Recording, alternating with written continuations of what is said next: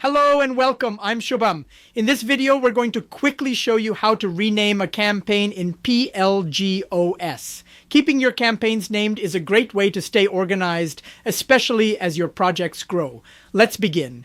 From your main dashboard, navigate to the Campaigns section on the left side panel.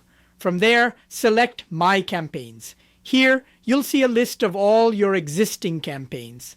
Locate the campaign for which you want to change the name. On the right side, you'll find a three-dot menu. Click on it and select Edit.